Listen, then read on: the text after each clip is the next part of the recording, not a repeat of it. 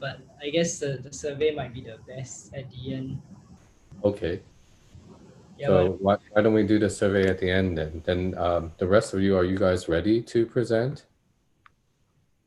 So Zitai, are you ready to present?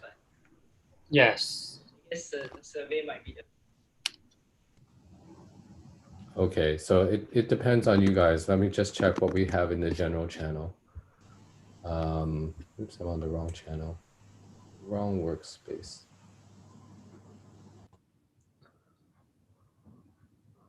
Okay, so Samson, you're going to be covering the last survey paper. Is that right? yeah. So I think actually Taru wanted to do that also. Okay, So she's doing the second part. So that's the video. right. That was shared.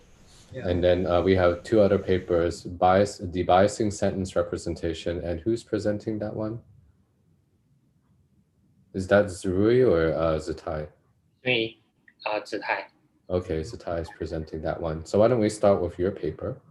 And then we'll go to the second paper on double hard debias for word embeddings. Okay? Is that all right with you? Okay. Okay, great. So Zirui, you can do that second. So we'll wait for Zitai. When you're ready, you can go ahead and present.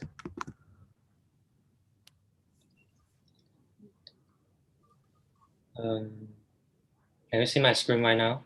Yeah, we can see you just fine. So just a couple notes before Zitai starts. So you can keep your screen on, but I think you need to flip it so that you have the slides on. Yeah, swap your displays. Just like the button that you have indicated. Yeah, that one. Good. So this is our last official week of the reading group. So it's week 12. And then next week, we have our steps presentation. So all of you in 6101 as PhD students, either in the first half of the semester or second half, you're required to attend steps and present your project work. If you're in a team, then you just need at least one or two members of the team to attend steps during the time periods that you've specified on the worksheet. So you need to go back to the 6101 lecture choice worksheet, and there's a separate sheet there that describes the slots timing that you have, okay? Because I'm also grading another course at the same time, we have our undergraduate machine learning course that's also doing projects, I won't be able to attend the full time. So steps is over 5 hours. You're welcome to attend all 5 hours, but that's asking a lot to be stuck in a breakout room in Zoom. So what I need you to do is indicate what times you're going to be available in the worksheet, and then I will try to let you know when I'm planning to attend, okay? And that worksheet is of course public to everyone else in 6101, and hopefully we'll have a chance to compile that for the general public so that they know if they want to come and visit you and learn about your project, they should come in and talk with you then, okay? Again, the requirements for the project are very simple. It's just to put in enough hours working on the project for each individual person. So normally you have to put in about 40 to 60 hours to cover 2 MCs worth of material. So that's the amount of time that we expect you to put in towards your project, about 40 hours. So about 1 full week's worth of time that you spent working on your project, okay, as an individual. So after doing that, you have prepared your poster. Hopefully you've updated your abstract and put maybe one image on the steps site so that people can know what your project is about, so that they'll know why to visit it. Okay, so that will be what is going on for steps. Okay, as I said, we hope that during steps you will visit each other's presentations and try to find a good understanding of what other people have done. The reason why we hold 6101 is ostensibly for you to get some experience with different supervisors and research labs, but I actually find it much more helpful that PhD students within the school get to know each other. okay? Because you guys are in the same cohort. When you graduate, you'll all be looking for applied scientists, research scientists, assistant professor, and postdoc positions. And it actually helps to know other people like that. Myself, when I graduated quite a long time ago in 2002, I never thought the PhD students who were graduating with me would become important professors, but you know, time did tell, and they all did. Many of them did.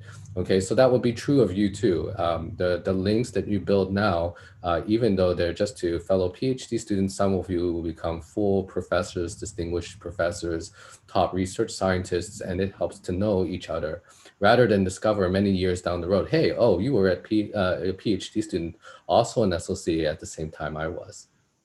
Okay, so that's why I encourage you to use the bonds that 6101 gives you with not just PhD students within the school, but with industry practitioners like all of our external guests. And many of them are also students in other schools in India and other places. So I hope that serves you well.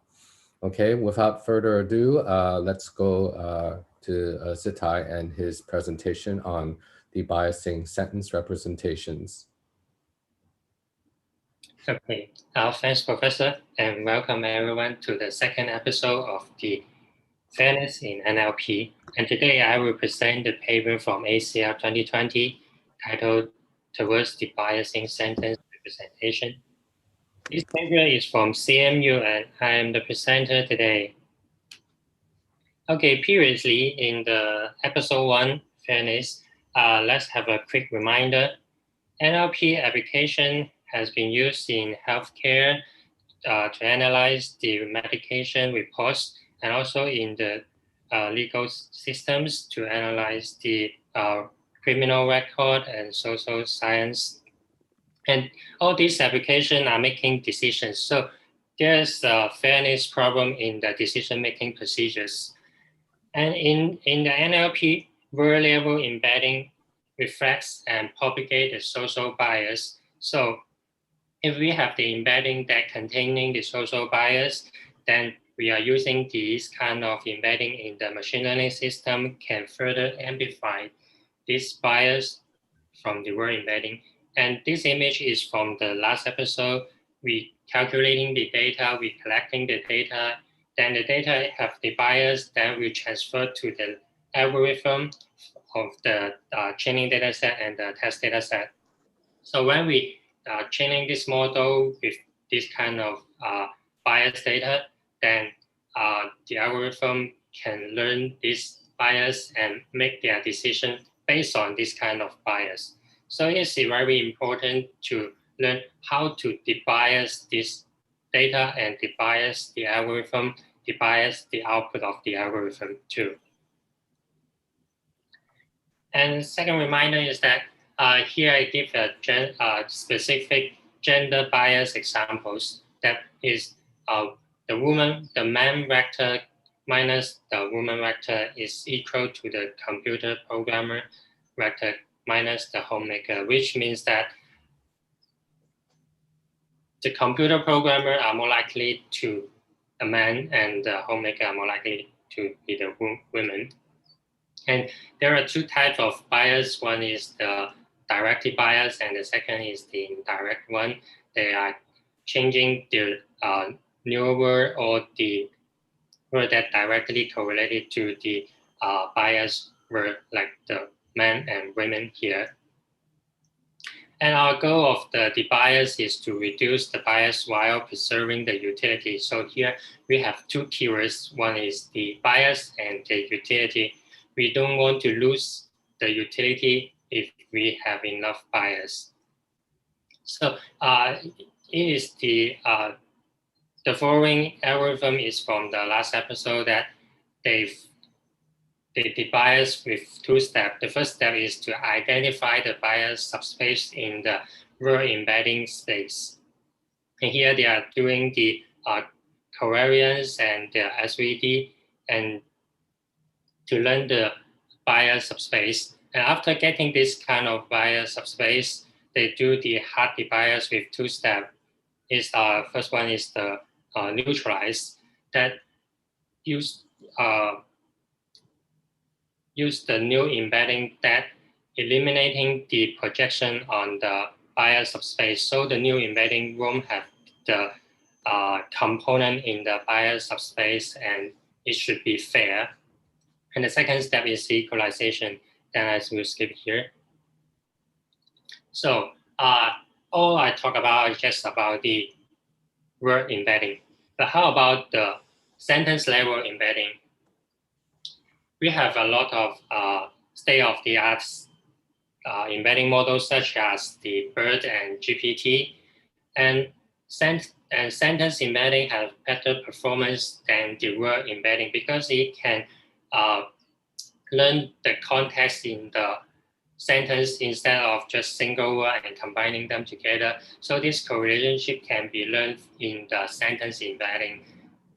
And let me see what is the task in the sentence embedding space. What it will affect, what decision-making procedures in the sentence embeddings. The first one is the text sequence encoding, the cross-language matching, and multimodal learning and ground language learning. Here, the picture is the example of that. What will happen if the sentence embedding is biased? And this kind of embeddings are learning from the combination, the average sentence embedding of a specific word. That means this kind of sentence are containing the same words, and the average should be representing this sharing words. So in the BERT embedding, the man and the woman are biasing the science. The science have a close distance to men, and the art have a closer distance to the women. So the science and art are biased from this gender.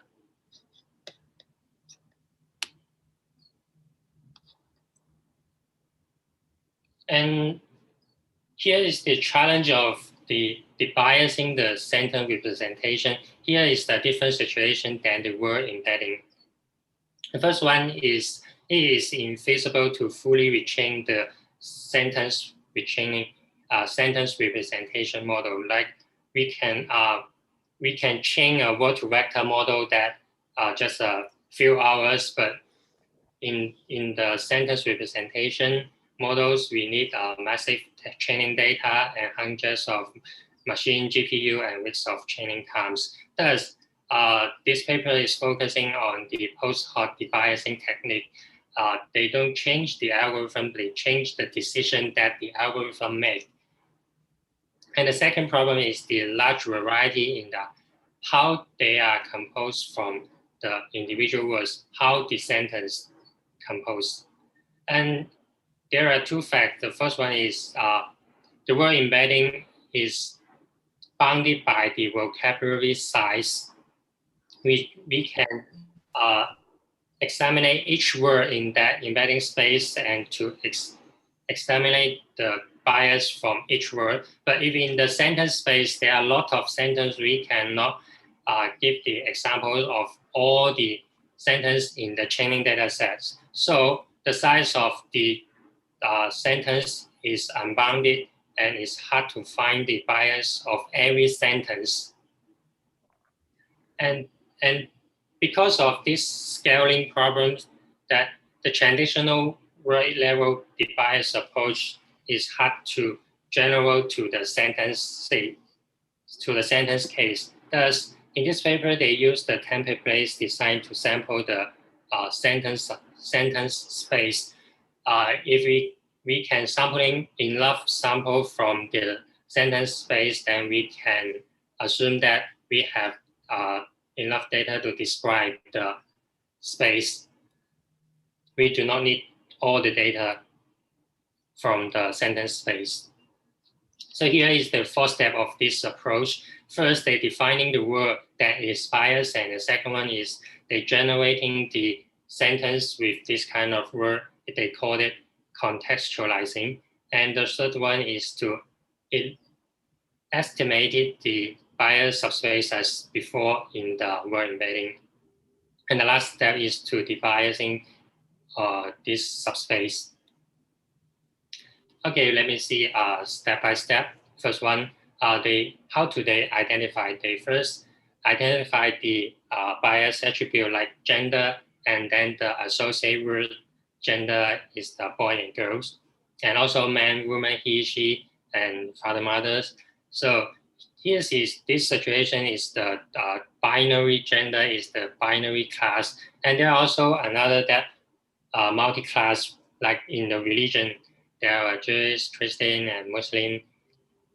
And for the D-class bias attribute, they first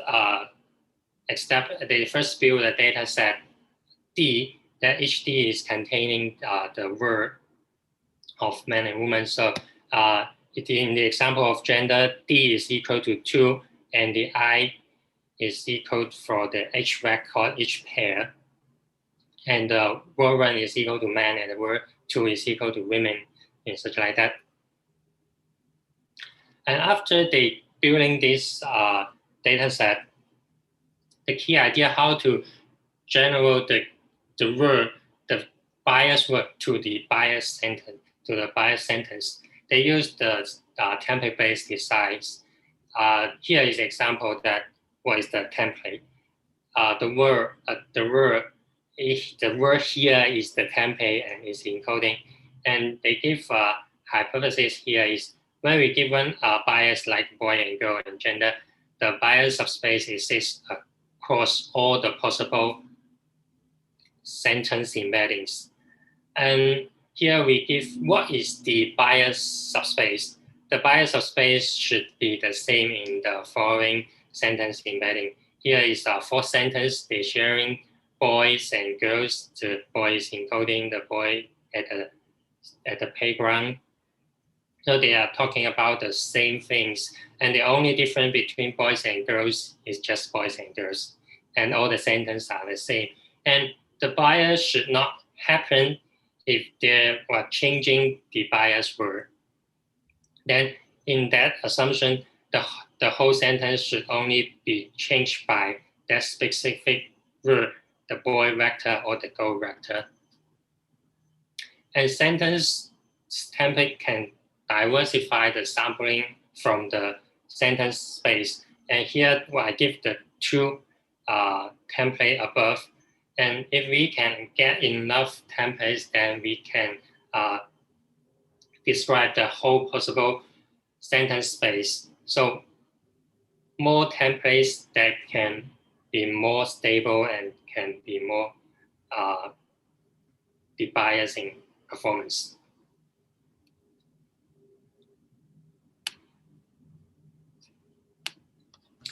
And let's see how this contextualizing works. They change the bias dataset D with the template with multiple templates into a bias sentence database. So this database is we have each pair of the gender, the boys and girls, and match to the template. So if we have multiple templates, then the dataset will be enlarged from N to M. From M to N, have a lot of sentence. Here is the example of this sentence. We have different database provide different templates, and this type of written and the spoken are the type of this data set. And we can see actually here we use the template changing the word, and we have two sentences in these examples. And let's go to the third step, estimating the bias subspace. And first, given a sentence encoded like bird, a parameter by the theta, and theta m here is the encoder.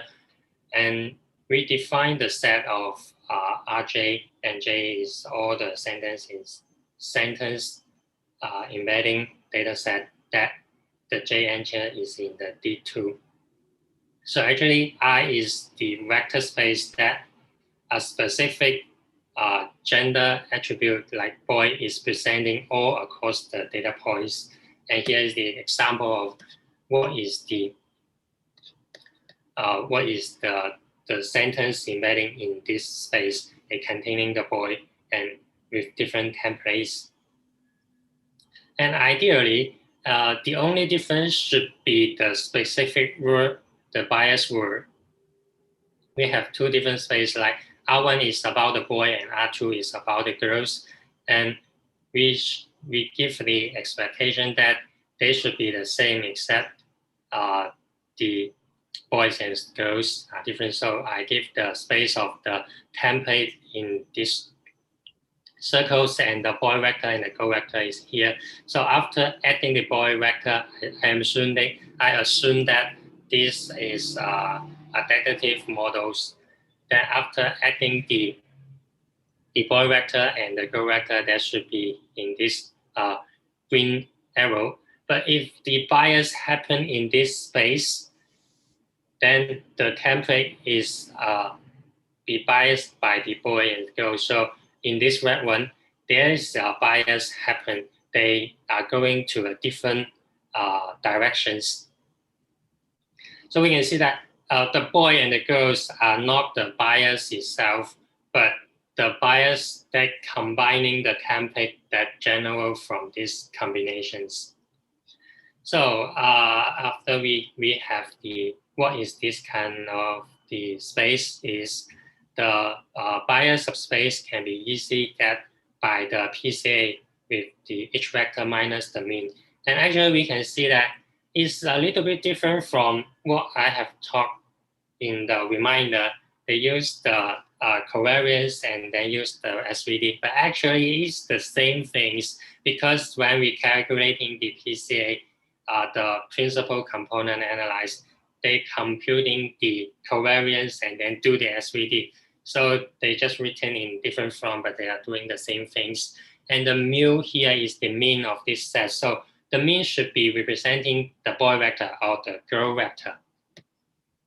Here the minus is not eliminating the bias, but eliminating the vector that representing the bias word.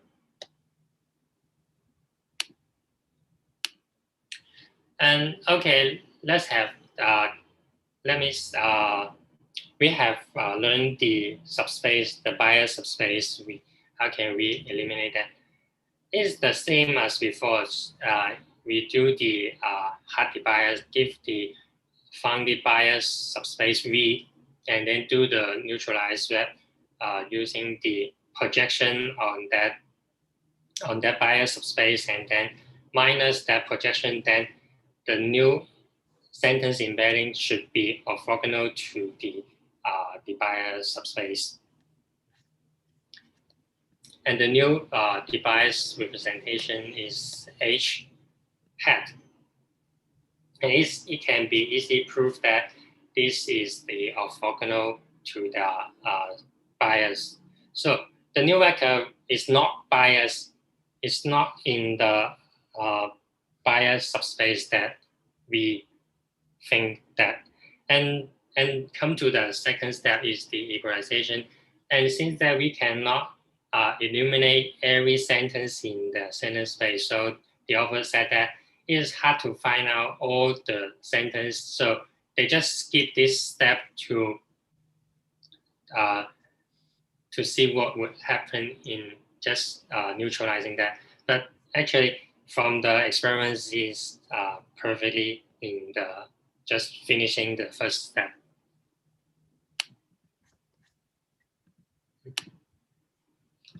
Okay, here is the summary of this algorithm. Defining the bias and then generate the word from to the sentence, and then computing this sentence in this sentence embeddings the bias subspace, and then generate the new sentence representations.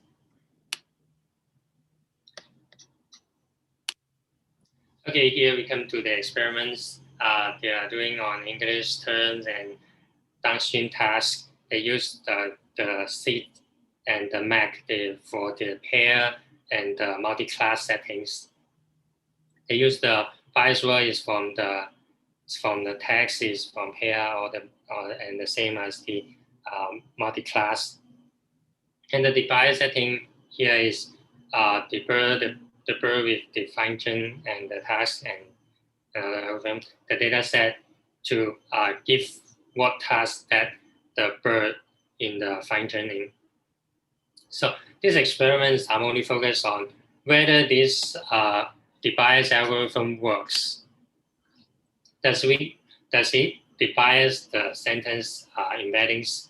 And here that the score is from the before the debias and after the debias. The bold number is the better, so we can see most of the time they get well performance. So the conclusion is that this debias works. And they also find that the functioning bird is that comparing this, the first number and the second number here with the functioning, they find that it actually much lower than the bird, but it's not consistent. So functioning for the specific task can also reduce bias, but it's not a general method to debias. It's an interesting finding, I think. And the second question is, after we know that is more fair, then how about the utility? So they compare with different baseline, is fast test per word and per sample. Because these two methods are word embeddings, so they average the bias word embedding in that sentence to representing the sentence embeddings. And we can see from the result that the sentence debias first always outperformance than the baseline. And here they give an interesting observation is that diverse sentence template that used in the contextualizings from written and spoken text that make a difference on removing bias. The bias is the debiasing effect is different, but is that really true? So they did another experiments to find out what is the effect of the sentence templates. And the first question is, how does the number of templates that impact the bias performance? And in this graph, the blue line is the mean and the background is the variance of each point. So as we have more templates, then the bias effect is get higher. That the performance of these embeddings is more fair. And also the second question is the number of the template domain. How does it impact the bias? And the conclusion is that more domain of the template sentence that is more fair for the sentence embeddings. And we also investigate how does the distance changes before and after the debias process. And here is that you focus on the gender bias, the men and women. And here I explained that previously. And we can find that after the bias that all the word embedding are similar to the man and to the woman. So is fair, is already the bias. And the last, we want to see the performance on the downstream task. How does the decrease of the performance in different tasks? And it shows that a small decrease after the debias process. And the performance of the ELMO on the SSD2 increased slightly. So some are decreased, some are increased. So the effect can be neutralized. And they also give the explanation of why they are decreased and why is it increased for the task. Because the COLA task is for the linguistic acceptance. So the bias will introduce the mismatchings. So finally, I came to the conclusion, and this takes away. This paper investigated the post-hoc remove of the social bias from the pitching sentence embedding, and the proposed model can capture the bias subspace and eliminating them in the birds while preserving the performance on the downstream task. And there's the last interesting finding is that using a large number of diverse sentence templates to estimate the bias of space is important. And thank you all. That's all the presentations I bring today.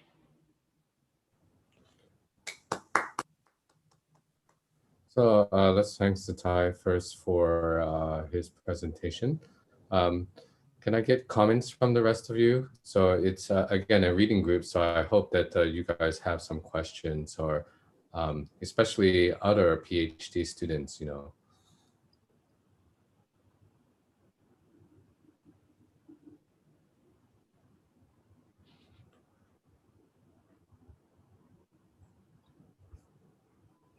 You know, one person in my group is working on templates for dialogue generation, and that's Taha. He's also on this call.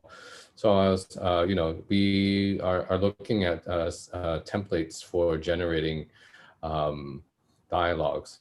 So I'm wondering whether he or you could talk more about the diversity of templates. How did they show diversity? Can you go back to your slides for that? Yes, and yeah, the diversity is from the different data set, different type, like some kind of written data set and some kind of spoken. And in the spoken, there were more informal, but in the written, there may be formal. Like in the email, we talk in different ways that we said to each other. And the topic like the movie and the politics and the electricities, there's a difference. They can verify what is describing from man and woman, from the he or she. They give a more possible sentence that describing the difference between these two gender. So I'd like all of us to discuss a little bit about what we could mean by the diversity of sentence templates. I mean, here, the authors have chosen to define it with respect to a data set, from what I understand. So including a new data set increases the diversity of templates, where templates are basically just sentences that have the inserted bias word inside of the sentence. Is that correct? Yes, and actually why they need the diversity here is because they just sampling the sentence from a whole space to model the whole space. If we can explore more possible in that sentence space, then it can model the space and model the bias in this space more accurately. So Taha, do you want to unmute and talk about your comment? Yeah, so I think one study or paper that I would suggest regarding this would be the E2 NLG challenge. And this is basically a challenge that that is aimed to find like several properties of different natural language models from different approaches, such as like rule-based neural models. And they were discussing that while using template-based systems, although the diversity would be limited with the provided templates, they found out that overall the structure and the grammatical correctness is much like not erroneous, I would say. So yeah, that would be my suggestion for reading. Okay, so in this particular work, we're looking at, again, I mean, hopefully you could project it from the work that you saw earlier in last week. We're looking at word debiasing. So the next unit up would be sentence debiasing. So I'd like you guys to reflect for a little bit and say, well, what's the logical conclusion from this? Would we expect in a week, not a week, a month or a year's time, that people would be working on debiasing entire documents or paragraphs or document collections? Do you think that would be the next step, or do you think we should be not looking at that space, or that space is not tractable for various reasons? So I want to ask you. So it's hard to get everyone to participate. So one way we're going to do that is through the poll. So if you go to your participants list, you'll see the common yes and no there.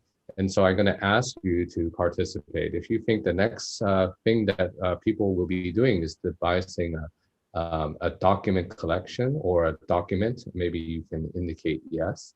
If you think maybe there's a lot more work to do on sentences or even word debiasing, and that you think is going to be the next state of the art, then please click no. So let's do some future predictions, some strategy prediction. Okay, I'd like you all to try to participate, especially those of you who are on the call and actually paying attention. Yes, actually from this paper, I think there's an interesting direction that because in this paper, their post-hoc processing method are just focusing on the gender or for the politics. But if these two biases are also containing in all the sentence, what will happen if we just first debiasing the gender and then debiasing the politics? Would it be possible that after we debiasing the politics and then the gender bias will come up again?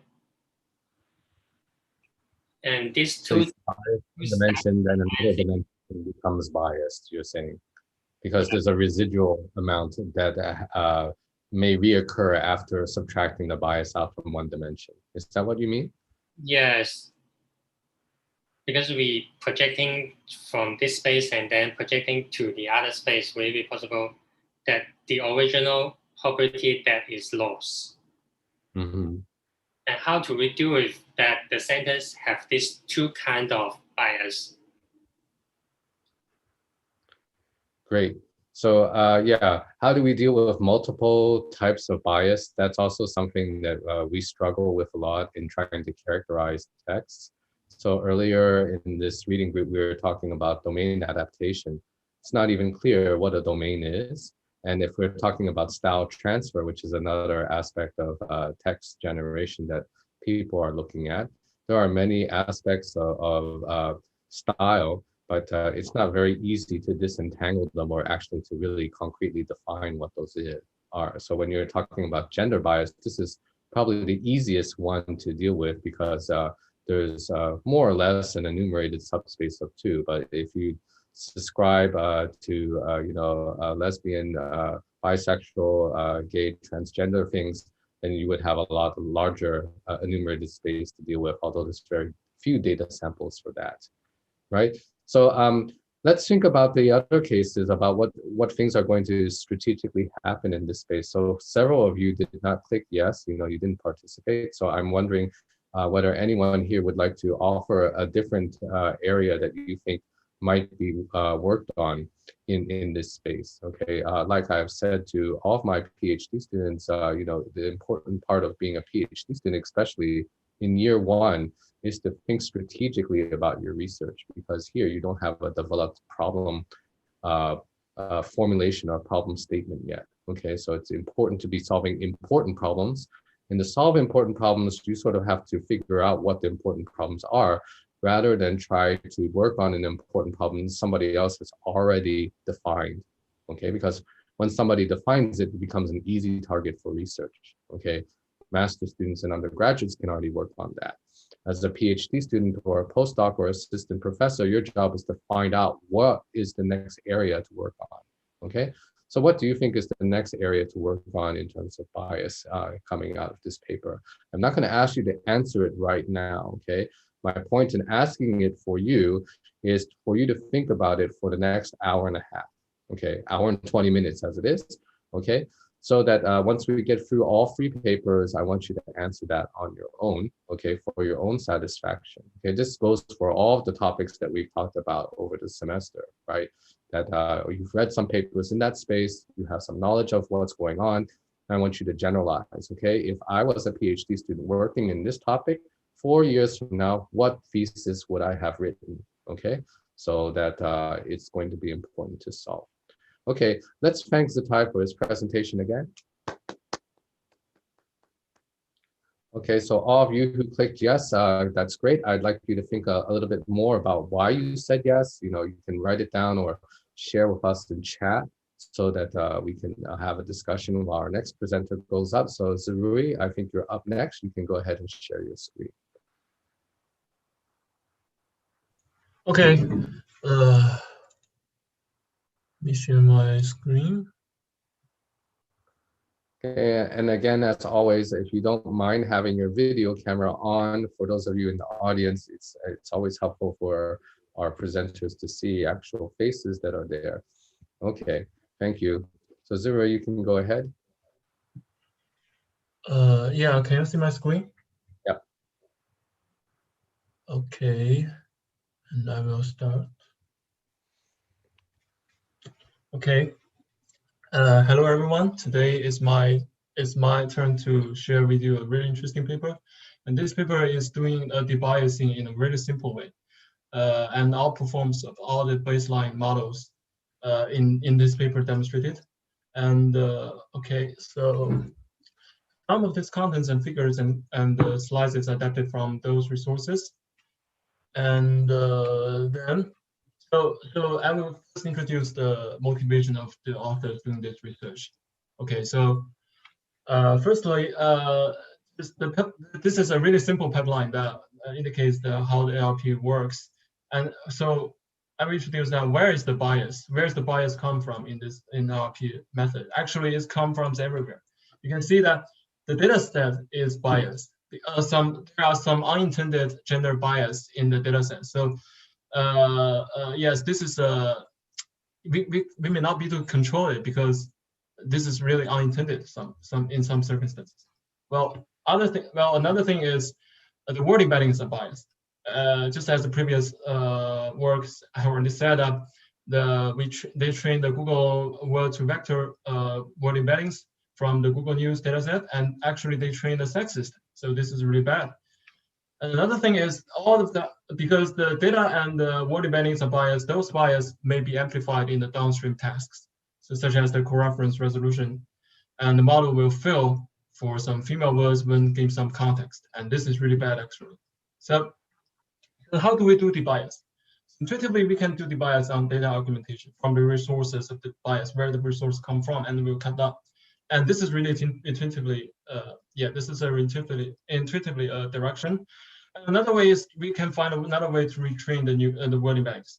Yeah, so this is intuitively another way. So, but all of these are really expensive. So we may not be able to, because there are massive words in datasets, we may not be able to do the data augmentations one by one. And also some pre-trained and biased word embeddings have already been adapted in the downstream NLP products. So maybe a more effective way for us to find a post-process in the debias method than in the post-process method. So just like the Zitai have already said, the hard debias algorithms, which is do it in a really simple post-processing debias method. They just simply project all the word embeddings into the subspaces that orthogonal to the gender direction. And it turns out that the result is good. And the key is to how do you identify the gender direction? But in this paper, they simply do find the gender direction by using the gender word pairs. So, but is that really perfect? Is that really perfect to do it? So because after that, some research find out that some features that has nothing to do with semantic information in the word embeddings actually influence the quality of word embeddings. Another way is influence the distribution of word embeddings in the embedding spaces. And the author conduct research on this and conduct an experiment to prove that if we change the words that have a close relationship with gender information, gender, such as boys, girls, or daughters, sons, and they find out that the word embeddings actually change actually have some changes. This metrics actually evaluate the cosine similarity between the original word embeddings and the word embeddings after we change the word frequency. So actually, this might cause some negative effect on how to do debias, such as if we change the word frequency, the distribution of some words may change dramatically, and some words that have nothing semantic, nothing to do with semantic relationship will gather in the same embedding spaces. So maybe this is going to be negative. This is going to be negative for finding the gender direction. So how do they solve this problem? Yeah, actually, the paper actually demonstrated a really simple method. Since we can do debias in finding the direction of gender with respect to the gender information, we can also find the direction that encodes the frequency domain information. So actually, they will do the hard debias method twice. To first debias in the frequency domain and then debias in the gender domain. And because in previous research, they find the researcher find out that the frequency feature is encoded in the statistically dominant direction of word embeddings, and this can be found via principal component analysis. Yes, this provides a really good, really simple, easy way for us to find the direction of frequency features. And then I will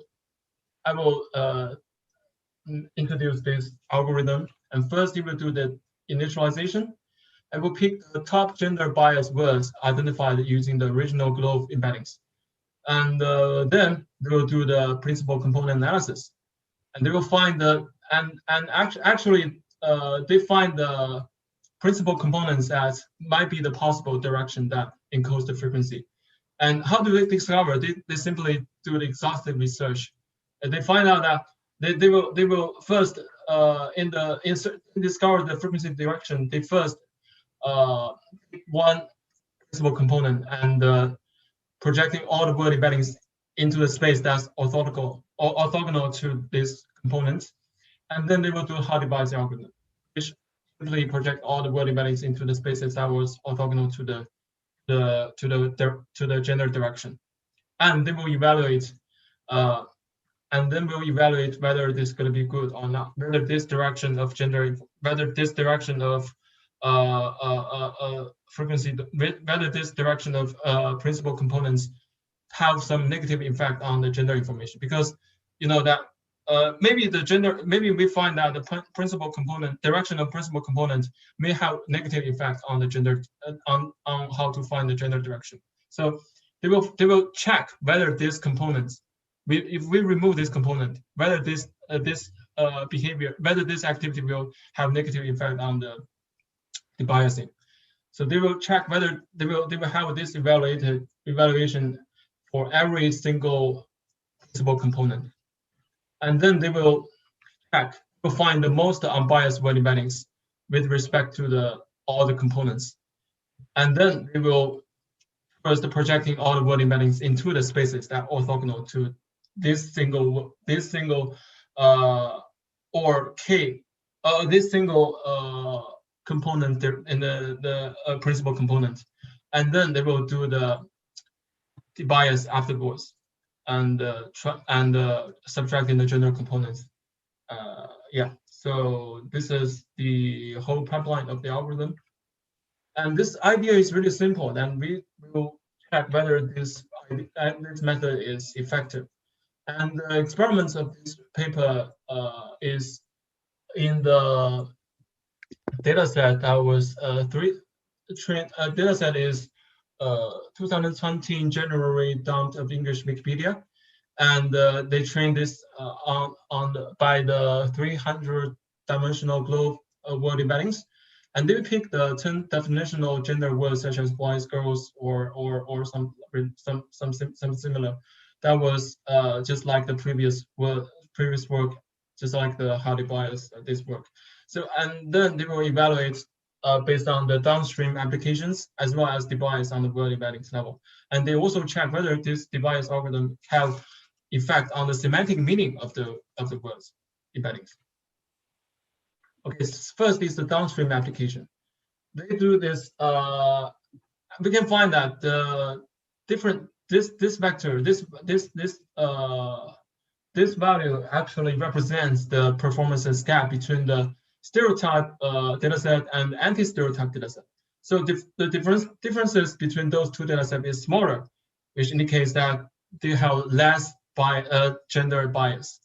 And it turns out that the double hard globe embedding actually outperforms of all this baseline model in these two data sets with respect in the coreference tasks. And after that, they will check the debiasing on the word embedding level. And first, they conduct the experiment on the word embedding associated text, which indicates that here we can see that there is a lot of biased domains that can maybe there's just like the previous the previous session has already discussed the paper that talked about the man maybe the programmer or the woman maybe the homemaker, which is indicated by the NLP bias NLP model, which is bad, and they find out whether this debias algorithm can do the same thing in this regards in career or family or math or arts or science or arts. They find out that the double hard debias algorithm actually outperforms of all the word embeddings, which indicates that if the value of D is less smaller, and then it will indicate the less gender bias. So actually, they find out that the double hard debias algorithms performs really well in this domain. And then they will evaluate the bias performances on the neighborhood metric. And the neighborhood metric is actually a method that evaluates whether the bias of the word embeddings, because the word embeddings will, if the word embeddings is randomly distributed in the embedding spaces with respect to the gender information, which means that this is not biased. If those two word components, if those two word embeddings separately with respect to the gender information, which means there is a significant bias between those word embeddings. So if the distribution is random, the value of this neighborhood metric will close to 15%, which means that double hard algorithm has outperformed in this regard better than all this baseline model. And also check whether this algorithm has some negative effect in the word semantics. So it turns out that this in both tasks, such as analog and concept characterization, there's no significant degradations of performances due to applying the proposed method. Okay, so in summary, this paper actually proposed a really simple technique that which purified the word embeddings against some negative effect from the semantic agnostic corpus, such as the frequency, word frequency, to inferring the removing of gender subspaces. And it proves that this method also preserves the quality of word embeddings and suitable for the downstream applications and embedding-based word analog and analogy tasks. However, I think that this method have something to do with how to find to replace the exhaustively searching or checking whether this principal component have some negative effect on the gender bias, and as well as maybe this indicates that the word embeddings is really problematic because they actually encode some information that have nothing to do with semantic meaning of the words, such as frequency. So I think that's maybe there are some other features that have nothing to do with semantic meaning also have the negative effect on the word embeddings, so or the bias performances. So this is going to be possible. Okay, so yeah, this is my presentation, and thank you.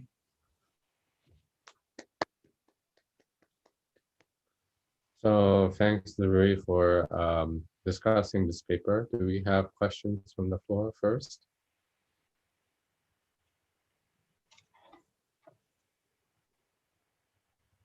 I guess the idea that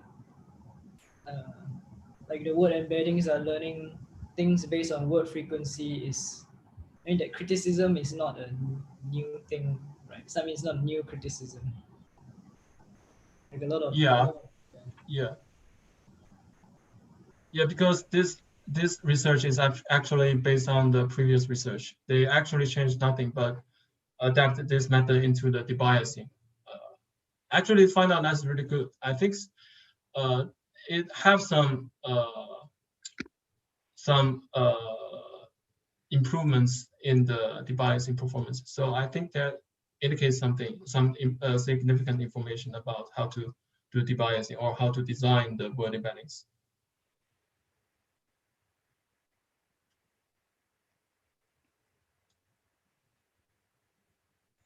Okay, other comments from the rest of you, especially those of you who are listening, especially from week 11. Do you guys have comments?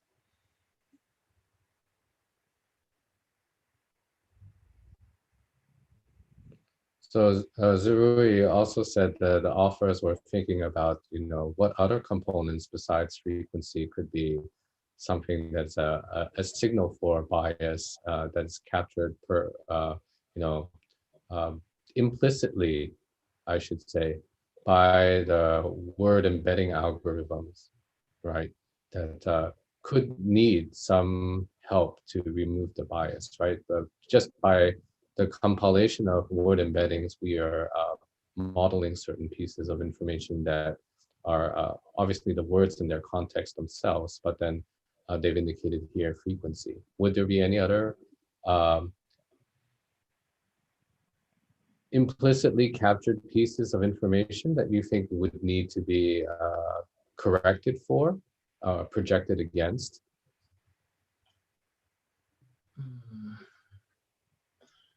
Actually, I don't know, because frequency is a really obvious one.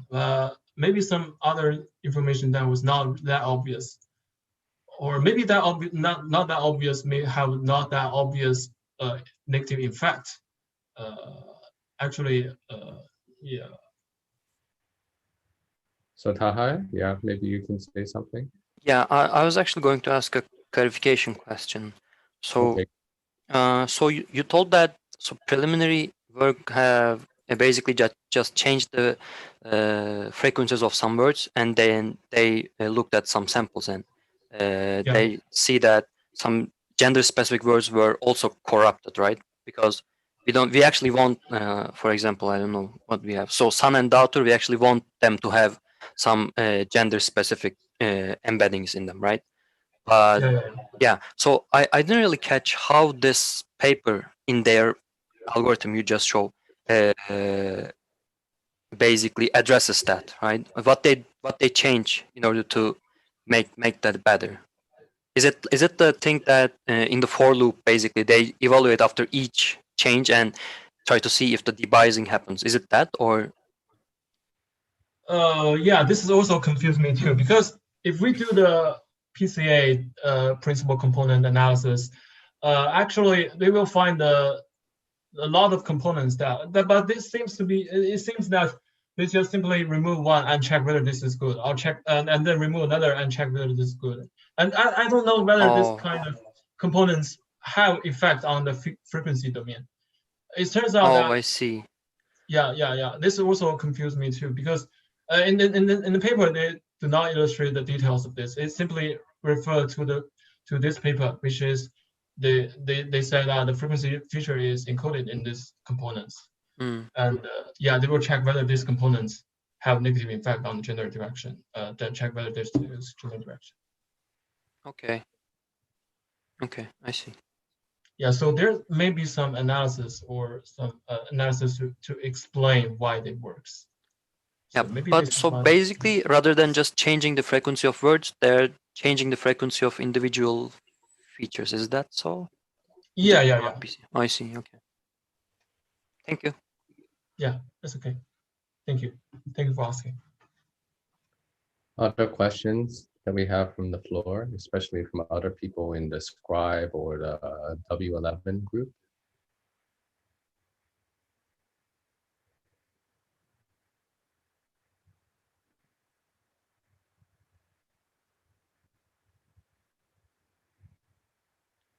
So again, I'll ask you guys to think, just spend about 30 seconds or so thinking about what other types of features, aside from frequency, we might need to debias against. Okay, think about the word embedding construction algorithms that you know. Okay, like word to vec or club. So they use n-gram information. So obviously there's frequency information there. There's some left to right context information also embedded in there, right? Because you're using n-gram sequential information. So is there any importance to knowing the, the contextual information, the ordering information that needs to be debiased? Because right now we're typically not looking at that. We're just looking at co-occurrence information.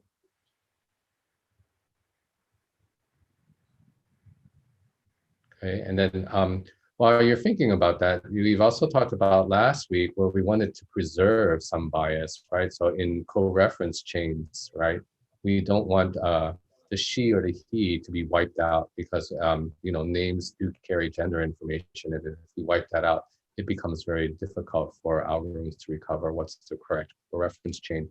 And ourselves, we would like to be able to say that certain names do have a gender bias, and we'd like to preserve them.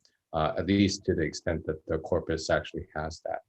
So if you're thinking about that, we have the case where we want to mitigate bias that is explicit in words, mitigate bias that may be coming in implicitly from another captured dimension like statistical word frequency, and then preserve bias, right, in the case of co-reference chains. So there's several different objectives that are all to make sure that we use the right treatment to treat the right part of the problem rather than something very broad, a broad spectrum of attack, like hard debiasing of a single sort.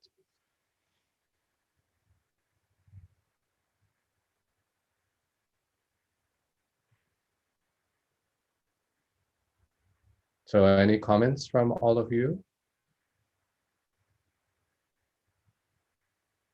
This is a discussion group, so you just feel free to say something, because I think talking does help other people think about it a bit more.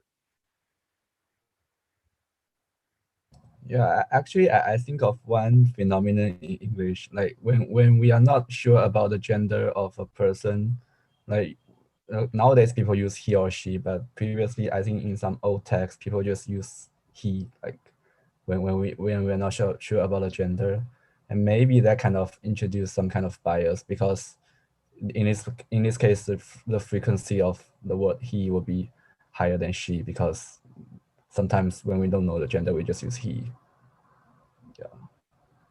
So that's definitely a historical artifact, right? I mean, in before around 2000, people were not really watching so much about their pronominal usage for an exemplar person, right? In Chinese, we have this problem in oral conversation that we actually don't know what the gender of the person is, even though it's the pronunciation of he or she is the same, right? So that also presents a unique, I guess, phenomenon that in oral communication you can't tell the gender, but in written communication you can, right? Whether it's a he or she or an it, right? But in English we distinguish these even in our oral forms. So you can think about how this type of work would translate to languages like Mandarin Chinese, where there's no difference orally between these, right? Because then you have two different types of information. You have oral information and you have written information, and they manifest different amount of entropy and information content. right? So Tong Yao's point is a very good one.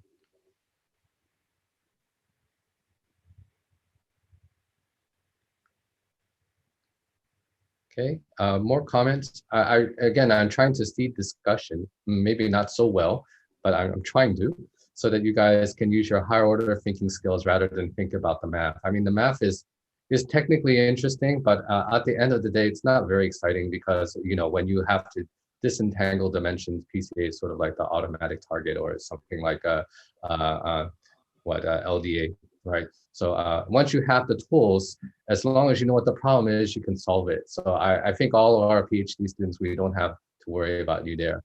What we want to worry about is whether we're doing the right problem, okay, and knowing what problems are worthwhile solving. Taha, go ahead. Yeah, I was actually thinking about my own language, Turkish. And so in Turkish, we actually don't have two different tokens for he and she. So it's just one word. And also in the sentence, you don't, so if you're going to say, like he has gone to the doctor, there is no way that you can understand that this person was a male in the Turkish sentence. So, and when you think about it, we basically want a model that semantically maps this the Turkish word and the English translation of this to the same place, because I mean in the debiasing format, of course. But so I was thinking maybe a parallel data set might help in that sense. But yeah, it's just an idea that I just had. That's a great idea. So let's run with that for a little while. Okay, let's think harder about how this could be used. All right. So in some languages, gender is not specified. In some languages, like Latin languages, it is, and it manifests in almost all Latin languages that have, you know, the component, right? So there's always gender in French, Italian, Spanish. All of these languages have gender. So there's a opportunity, as Taha is saying, to do something where you have parallel corpus, or maybe not parallel. You could do something like distant supervision, right? Where you say, I have a sentence in Turkish and I have a sentence in English. They're sort of aligned, and I'm going to observe how you know, there's a bipartite mapping between these, and I'm going to see whether the male counterpart or the female counterpart sentences in the English corpus, whether they reflect very well for the gender neutral sentence on the other side. Yeah, because in like hypothetically, a model that was trained on a big Turkish corpus and a big English corpus would probably behave differently, because Turkish is itself is neutral gender. So I would expect more bias in the English case. Okay, for those of you who are speakers of languages like Turkish and Chinese, think about it yourself. How would you, in a conversation or in terms of Turkish in a written article, be able to tell the gender, right? Or anything else that would be sensitive, like race or age or anything like that? What types of information are there that let you know that? I can talk about that. So for me, I'm a Chinese speaker. One particular thing I need to take note of is what this he, she, or it is referring to. There must be some other context, like normally a name. So from the name, this particular feature of the name, you can normally identify this gender. But of course, there are some names that are considered neutral. Then in this case, you probably would not know. You might have to investigate further, or you don't care. So that's the normal situation. So we've come across that a little bit in one of the papers last week, right, where we looked at names and see how ambiguous they are with respect to gender, and then try to map them appropriately in the projection space, right? So that's a good observation. So the actual named entity information might give away gender information, and sometimes we want to preserve that, right, for co-reference sake, but maybe in certain cases not.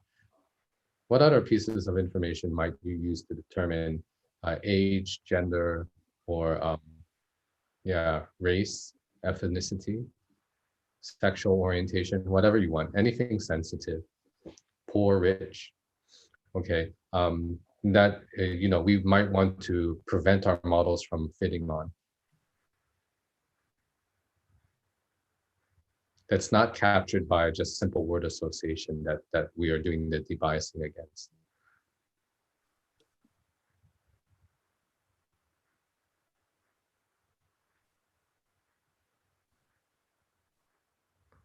So yeah, Jane? So one thing I observed from like social media and some of the news is like for Chinese, for news about like female, for example, drivers, they were specifically mentioned that it's a female driver. But for guys, they would just say it's a driver. So yeah. So that comes to another part of the bias that we see. So in a lot of the lectures on NLP on bias, when you show a picture of bananas, right, they're automatically in your head, they're yellow bananas, but they don't have to be. They could be green or red bananas. But like you said, if you saw a red banana on the shelf and you wanted to point to that, you'd say, look at these red bananas. You wouldn't say, look at these bananas, right? So there's some implicit bias even in ourselves. So they did this type of studies on other things, right? So you say doctor, the prototype is a male, so you won't necessarily say anything about the gender, but if you have a female doctor, then you're signaling that this is different from the stereotype. So these types of things are challenging even in the current context. So is it the case that we want to always qualify, male doctor and female doctor, or just remove it entirely when it's not appropriate to mention? All right. So that's a good point, Yajing, that we sometimes signal it explicitly when we want to carry that, but there may be some times in which when we want to teach the model not to do that type of behavior, right? Like maybe when you were young, you pointed to somebody and say, hey, look at that person, they're so funny looking because of whatever that thing is. And then your parents said, shh, don't do that. That's not an appropriate thing to do, right? So we want to be able to induce that type of behavior also in our models, to teach our models not to pay attention to certain statistical information that is actually prevalent in the data set because we don't want to model it. Okay, so I'm going to continue to hit you with hard questions, okay? I don't want to worry about the technical content because that I'm assured, as we are all very good scholars who understand the math better than your professors do, the challenge is in finding the problems and thinking hard about what you're doing, okay? And not in the technical content. Because, sometimes the technical content is very nice and neatly packaged that mathematically analyzed as well, and that's great. But the bottom part of it is that you're dealing with human language. Human language is an inherently very messy subject.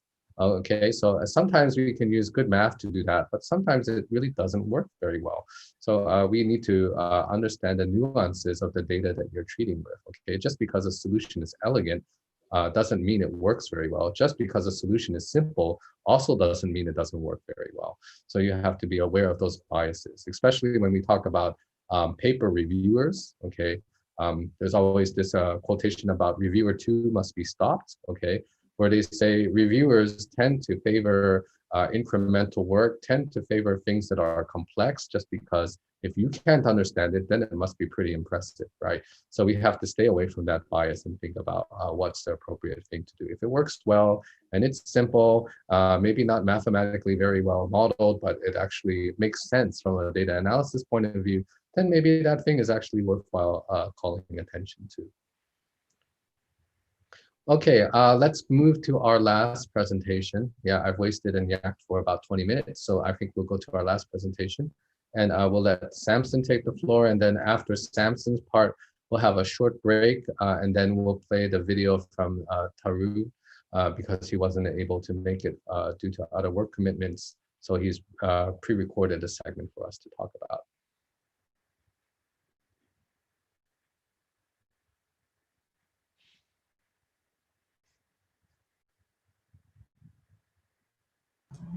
Okay, can you see my screen? Can you hear me? Yeah. Okay. Yeah, so on that note, let's look at a critical survey of the existing work in bias in NLP. So this is a very meta kind of survey.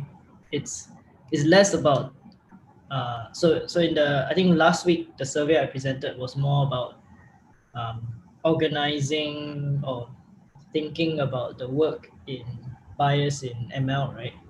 So in this particular survey, it's slightly different in that they're not only organizing the work, but they're kind of doing a meta critique on the existing work. So yeah, so you get a better idea of what I mean as we go through it.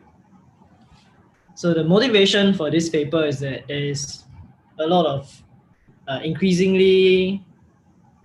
an increasing amount of work in bias in NLP. But and the thing about bias is when you want to analyze bias, the act of analyzing bias is normative. So what normative means is you have to kind of make a judgment on what is right and what is wrong, like what is desirable and what is not desirable. You can't just say like, oh, because the performance decreases, so this, like, but why but why is it undesired bias? And that comes from, like, I guess, moral philosophy and law and that kind of stuff. So there is this lens that you are kind of looking through, and you have to be aware of that. So the main question is, what is harmful bias? Is there bias that is desired? So yeah, so I think we talked about that earlier. And so they analyzed, or rather they surveyed 146 papers on this topic, or I mean on bias in NLP, and they found that a lot of papers have vague motivations, or motivations that are inconsistent with the way they are operationalizing bias. So operationalizing is like coming up with a quantitative measure of some fuzzy concept. And the other major, I think one of the major points is also that many of these work fail to draw upon the existing relevant literature in other fields like sociolinguistics or critical race theory and that kind of stuff. So these issues about bias against, like, genders, races, groups of people have been studied in, like, sociology and maybe law, or in also like certain areas of linguistics. But a lot of the work in NLP kind of ignores them because they just come from a very machine learning and computer science perspective. So you just, oh, performance is decreasing, then find some way to increase it. But they don't really talk about, or they don't really try to understand, like, what are the systemic factors that brought about these biases in the first place. So it's kind of like treating the symptom but not the cause. Yeah. And they also found, like, there are a lot of unstated assumptions about what kind of system behaviors are harmful, and, like, in what ways they're harmful, and to whom are they harmful, and why are they harmful. So this goes back to the idea of analyzing bias being a normative act, because they may not be harmful to everyone, and they may be harmful to different people in different ways. So this also links to the vague motivations part, because a lot of the papers kind of say, oh, bias is harmful, but, like, why and how? They just kind of assume that you know what they're talking about. Yeah, so some examples of harms due to racial bias that was given in the paper were, so for example, embeddings. So the vector representations for African American names, some work found that they were closer to unpleasant words in the embedding space than pleasant words. And also sentences with African American names were kind of scored differently by the sentiment analysis models. So maybe they could be scored more negatively as compared to European American names when they appear in the sentences. And also, quite a few papers have found that toxicity detection systems score the tweets, or rather African American English kind of tweets, as more offensive. So yeah, so there are quite a few papers on this topic just alone, on this point alone. So the last one is actually kind of it overlaps with the idea of linguistic discrimination, as opposed to what we've seen before, like more on the gender side and also the racial bias side. So they came up with a taxonomy to classify all the, or rather to categorize all the 146 papers.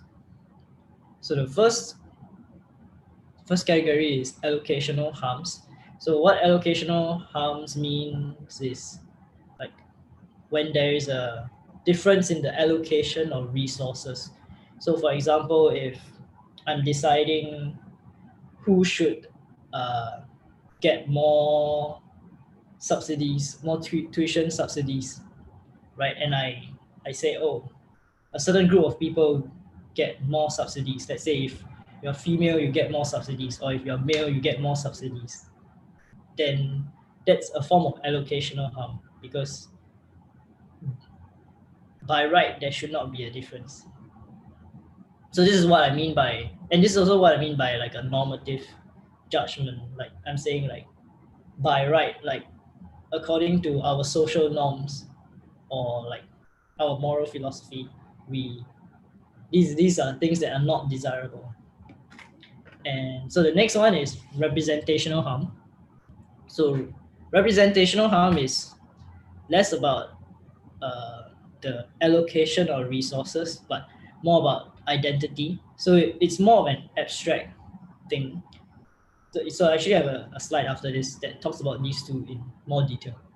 So representational harm tends to deal with things like stereotyping or things that affect the identity of groups of people, that harm the identity of groups of people. And the third one is questionable correlations between the system's behavior and features of language that are associated with certain groups.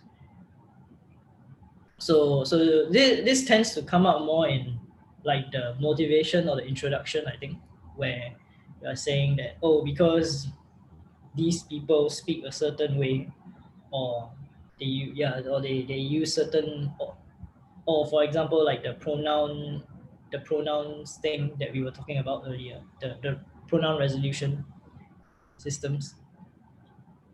So we are kind of saying that they're kind of trying to draw some correlation between these features and the system behavior that may not be rooted in theory, or it may not be some valid correlation. So they're kind of just winging it and expecting you to believe it. So yeah, so the fourth one would be vague descriptions of bias, or they don't even, so what I said earlier in the previous slide, or they don't even give a description of bias at all. They just assume you implicitly know what bias is. And last category is like the surveys and frameworks and meta-analysis. And they found that these last category of papers tend to do better in their metrics. So they tend to look more. They tend to analyze more about the community that they are dealing with and that kind of stuff. So it's less abstracted away from the real world in a sense. Yeah, so the idea of allocative or allocational harms and representational harms comes from this talk Kate Crawford gave at NeurIPS 2017, I believe. Yeah, so basically allocative harms are harms that result when different groups of people are granted different levels of access to resources or different amounts of resources, and this tends to be more tangible and more pressing or more immediate because so these tends to be like the hiring systems and the kind of things. And representational harms are more abstract, so they are, in a sense, they are somewhat harder to quantify because they tend to harm you when when the biases start to bleed into the downstream tasks. So all the papers we've seen on gender stereotyping in word embeddings fall under this category.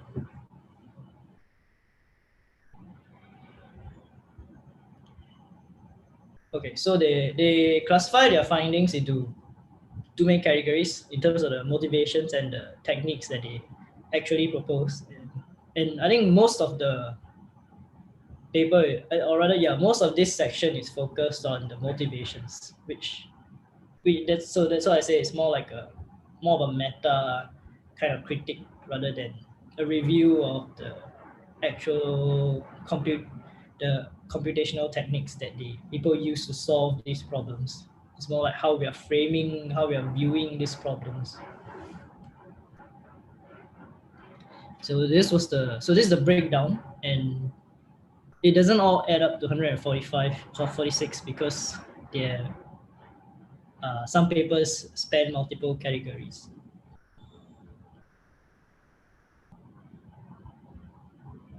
So so one thing that's interesting is that they said of all the papers that mention about or motivate their work with the idea of allocational harms, only 3 of them propose a way to measure these harms or to mitigate them. Yeah, so the problems with the motivations, so there are, I think, about 6. Yeah, I think there are about 6. So let's go through them one by one. So the first one is that these papers tend to kind of state a wide range of motivations, or they give vague motivations, or they give many motivations, or sometimes they don't give motivations. So the key point they're trying to get at here is that these papers don't really define or elaborate on what it means to discriminate against a group of people. Like they don't really define that. Like what does it? They don't really concretely define that, this idea of discrimination, and they don't really say also what counts as systemic biases. Because, so for example, so these are 2 examples they gave. So the second one says that these embeddings encode systemic biases, but then they don't say what are these systemic biases. They kind of either assume that you also know what they're talking about, or they kind of frame it as irrelevant. It's just some biases that we want to get rid of. And yeah, so I think we'll see later in the next section that they actually, the one of their major points is to encourage researchers to engage more critically with the literature in the views that actually have studied all these systematic biases or systemic biases. Yeah, so I talked about this one earlier, where a lot of the papers also include no normative judgment or reasoning on like why is the bias bad, or why is certain type of biases bad, and what are the effects and that kind of stuff. They just kind of say, oh, the performance is decreased when we do this, so we want to increase the performance. So So it depends on how you're approaching the work, I guess. If you're approaching this area from a purely computational perspective and you just say, I want to optimize something, then I mean, I guess this is how you would do it. But so in a way, they are also bringing a very their organization of this survey is also a normative act, because they are saying that we want you to do it in this way. This is the right way to do something, like to engage with the relevant literature that is not in NLP, to really think critically about who is getting discriminated against and why it's bad and that kind of stuff, as opposed to just focusing on the system's performance.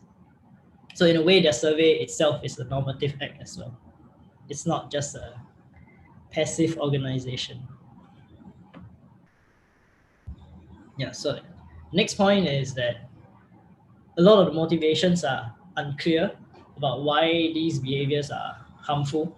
So they say that these are biases, but why are the biases harmful? Like, why could these biases not be helpful? For example, like when we are using, let's say we were using names to discriminate, or rather using names to differentiate between male and female people, right? So in a lot of cases, that could be helpful to know who we're referring to. So a lot of these papers don't really say like why are they harmful and who are they harmful to, and how are they harmful. They just say, oh, they are harmful. Yeah.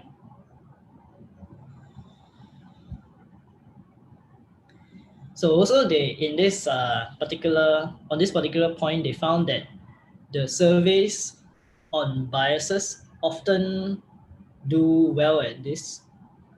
They often tell you who are the groups of people that are being harmed, and like also acknowledging that different groups of people will kind of be affected by these systems differently.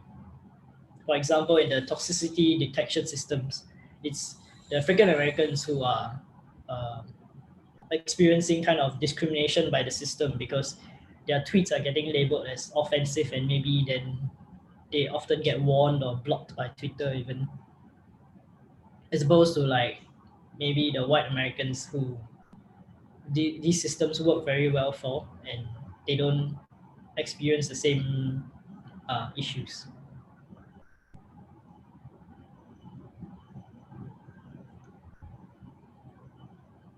Yeah, and so the second last, so this is the second last point on motivations.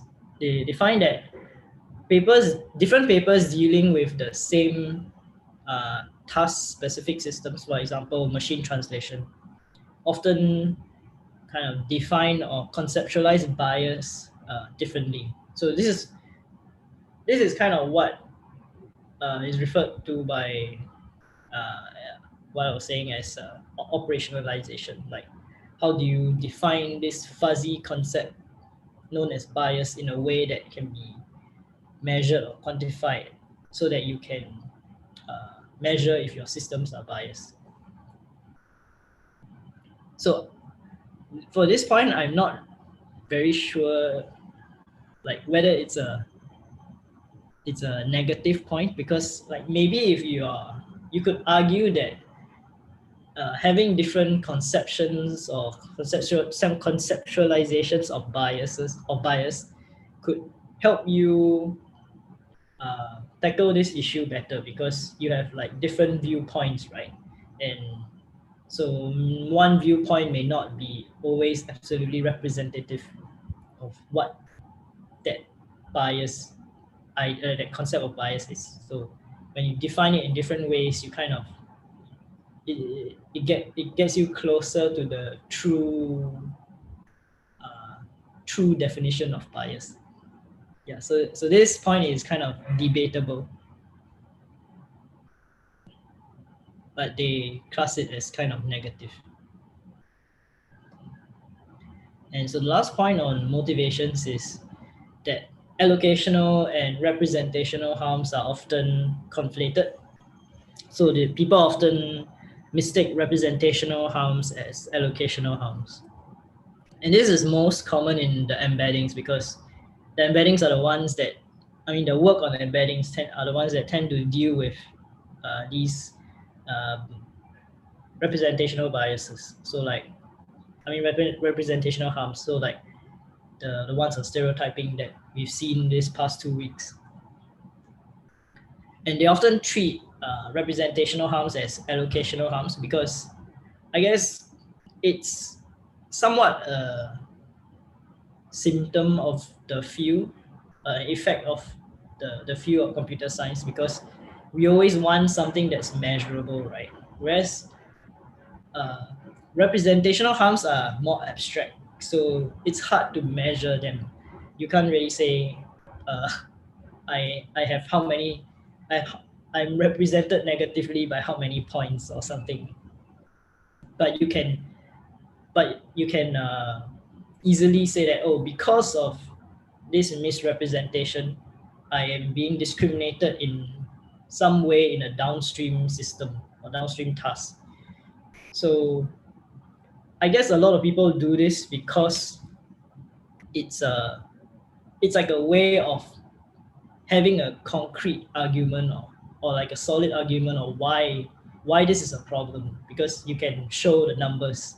So I would say this is kind of a symptom of computer science, because we're very used to this idea of having some solid numbers to look at, to say that, oh, this system is better, this system is worse, and just from that number we can judge. So it's the reviewer two issue. Yeah. So as a result of this, a lot of papers tend to kind of, well, like the papers on the embeddings, the biases in embeddings tend to, they tend to imagine the effects of the biases in the embeddings, but they don't really tell you, they don't really measure the actual effects, but they say that, oh, if we don't do this, then something downstream would happen.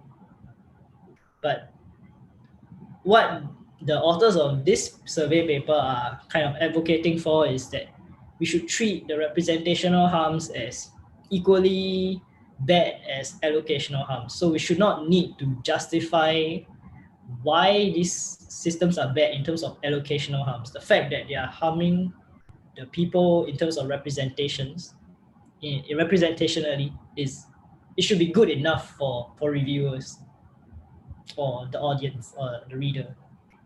Yeah. So moving on to the techniques. So this is a very short section. It's just, the techniques part is very short. This paper is more focused on the high level motivation and framing of why we are doing such research. So the one big issue that we keep coming back towards is the techniques are not grounded in the relevant literature outside of NLP. So they tend to just try to come up with things that are computer sciencey in a sense. Yeah, so the one, I guess the area that does better is the stereotyping one, because they do the word association test that comes actually from psycholinguistics. So yeah, so that is one of the areas where they borrow from other literature, other like non-NLP literature. Yeah, so I mentioned this earlier, that the techniques are not really matched to their motivations in many cases. So the example they give is that about a fifth of the papers include allocational harms as a issue in their motivation for the work, but only 3 of the papers actually propose the techniques to deal with them or to measure them. And the papers also tend to focus. So this goes back to the survey that I presented last week, where you have like there are many points in the machine learning models life cycle where you can introduce bias, whereas a lot of the papers on bias in NLP tend to focus on just the predictions, so the models, or they tend to just focus on the bias in the data sets. So but what about like when you are deploying the model? What about when you are what about the generative process that gives you the data set in the first place? Or what about the collection process? So most of the papers don't really focus on this. And I guess the main reason why is that it's harder, it's harder to get access to it's a lot more difficult to go and study how the data is generated, and like how the models are deployed in the real world, because most of the papers in NLP also tend to deal with like this, just the data set and the model, right? So because it's the easiest to get access to. Yeah. So the next section will be the video.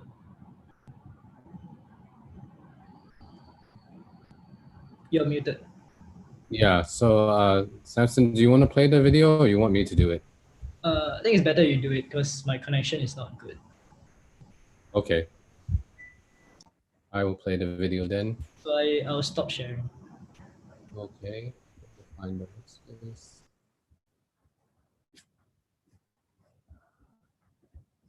I think you put it in the general channel, right?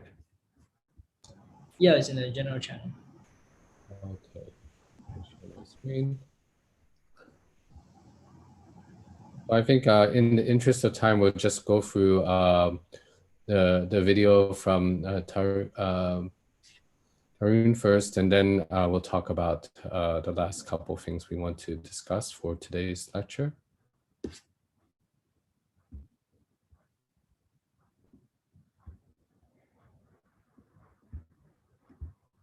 Hi everyone, I'm Taru, and I'll be carrying this paper discussion forward. Now that we have looked at the problems with the side work done in analyzing bias in NLP, we now look into the potential steps which the future work can take to avoid that before.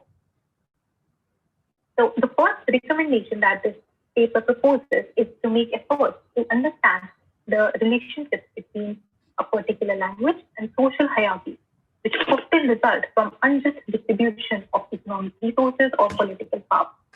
This necessitates the need to engage with proper literature outside of NLP, such as with disciplines like linguistic anthropology and social psychology. These disciplines study the impact languages have on defining social meaning, that is, how a concept is perceived within a society in generation after generation, and the role that these languages play in maintaining and reinforcing those social hierarchies. So, for instance, language labels social groups and thereby transmits the stereotypical beliefs. For example, the stereotypes of Black women, which are linguistically transmitted and hence amplified through literature and news media, thereby providing an ideological justification for their continued oppression. Language choices shape narratives and discourses, leading to a hope that reducing asymmetries between various social groups and language will eventually help in reducing asymmetries in the social fabric as well. So, for instance, using language that is more inclusive towards people with different genders might help people in the LGBTQ community to get the rights that they deserve. Language ideologies enable linguistic discrimination, such as which language varieties will be considered as correct and appropriate for public use, and which ones will be considered incorrect or offensive. These ideologies therefore reinforce social hierarchy. As an example, the portrayal of non-white speakers' language practices as linguistically deficient in the US helped in justifying violent European colonialism in the past, and till date continues to justify racial hierarchy. Therefore, the key idea is to reorient around relationships between social hierarchies, language ideologies, and technology, and how these three are co-produced. We now look into a few research questions that are worth considering while designing NLP systems. First, how do social hierarchies and language ideologies influence the decisions made during the development and deployment lifecycle? What language practices are implicitly assumed to be standard or appropriate? For which speakers are these systems developed, and how do task definitions describe the world? How are the data sets collected, pre-processed, and labeled, and what are the impacts of evaluation methods? Second, how do NLP systems reproduce or transform language ideologies? Which practices come to be deemed good or bad? And how are these good and bad defined? Does a good language simply refer to the one which can be easily handled by existing NLP systems? And lastly, which representational harms or biases are measured or mitigated? Are those actually concerning ones or just those that are already well handled by existing algorithmic fairness techniques? Coming to the second recommendation, we have conceptualizations of bias, which mainly refers to, first, making explicit statements of why the system behaviors that are described as bias are harmful, in what ways, and to whom. So, for instance, some papers focus on racial bias expressed in written text, while others focus on the racial bias against the authors. Therefore, all the papers claiming to analyze bias in NLP systems often differ in their conceptualization of bias, thereby leading to a mismatch between motivation and a quantitative technique used to measure and mitigate bias. Second, making normative reasoning underlying these statements explicit by articulating the social values that underpin their decisions to deem some system behaviors as harmful, even if they seem to be obvious. Some research questions stemming from this recommendation are: what kind of system behaviors are described as bias, and what are their potential sources? For example, is it the way that the task is defined, or is it the data distribution which is causing the problem? What are the social values, obvious or not, that underpin this conceptualization of bias? The last recommendation is to examine language use and practice. And what this means is that the work on analyzing bias should be centered around lived experiences of various communities affected by the system, keeping in mind that different social groups have different lived experiences due to their different social positions, and that language is necessarily situated. Moreover, the power relations between technologists and various stakeholders must be interrogated and reimagined. This gives rise to two key considerations. First, that technologists need to identify whether there's a need to build an automated system for a particular task in the first place, and if there is, then whether all decisions from development to deployment cycles should be taken by them alone, or there's a need to have a participatory design where all the stakeholders have a say in the system design process itself. Researchers and practitioners therefore need to consider the following questions. How do communities become aware of the NLP systems, and in what ways, if any, do they resist them? Do NLP systems shift power towards oppressive institutions, example, by enabling predictions that communities do not want to be made, which is an instance of representational bias, or linguistically based unfair allocation of resources or opportunities, which is an example of an allocational harm? Or do NLP systems shift power away from such entities? How do decision-making processes maintain power relations between technologists and communities affected by these NLP systems? And can these processes be changed to reimagine these relations? All findings and recommendations presented in the paper are also supported by a case study again, which analyzes bias in African American English, observing that many of the NLP systems, such as language identification tasks and part of speech taggers, work less well on text containing features associated with African American English than on text without these features. Also, that toxicity detection system reports tweets containing features associated with African American English as more offensive than tweets without them. To conclude, we can say that papers analyzing bias in NLP lack clear and consistent conceptualization of bias, often lacking in normative reasonables. Motivations and techniques to measure and mitigate bias may not always be well mapped and do not engage with the relevant literature outside NLP. As a path forward, we have 3 recommendations to reorient around relationships between social hierarchies, language ideologies, and technology, and how are these co-produced, articulate conceptualization of bias, and examine language use and practice by centering around affected communities. Thank you. Okay, so that is the end of that presentation. So I think I'm going to stop sharing my screen, and we can have a short discussion about both Samson and Tarun's work on summarizing this paper.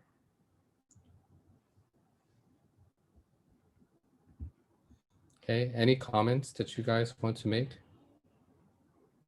Maybe I'll start by saying, when we open the Pandora's box and think about bias, there's a lot that we can worry about, right? And I think, other sectors of society, when they see technologists dabbling in this space, they will often feel that we're not doing enough, okay? Because it's true, we aren't, okay? We look, as Samson said, at a lot of these papers that we've been studying in this reading group, even though they're affecting real human beings, we're thinking of, using PCA or LDA to mitigate bias, but we actually don't really understand what it's doing, right? Except for the mathematical vector space properties that it has. Okay, so there's that point that, once you step into the space, you sort of have to admit that you're never going to do a particularly good job, because there's so much other literature out there, so much other pieces of information that can inform your study. And so you have to get a bit of I guess, a rough skin when you get criticisms on your work. So this will always be the case. The second thing is, when we think about the bias that's inherent in the corpora that we're collecting, some of the things are, of course, can we collect better corpora? But the flip side of that is also, can we use this bias as a positive thing? Okay, and how do we do that? Well, we think about personalized systems all the time, right? Especially in personalized learning. We have a data set of size 1, right? Just you. Okay, but we have communities too, like in Singapore, we have specific communities that speak a language or a dialect. And right now, yes, we have global systems, but it's also possible that instead of bringing the data to the systems, we bring the systems to the data, right? We create toolkits, we create systems that are easily trainable, that anyone can use to train systems to help deliver NLP to a community that doesn't have access to that.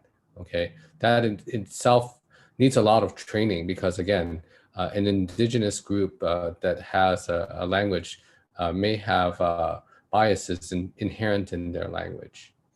Okay, the second point that I'll make is that we can think about what we're doing as debiasing, but it's also introducing bias, right? We have a normative system of what we think are morally correct behavior, okay, about the equity between males and females, okay?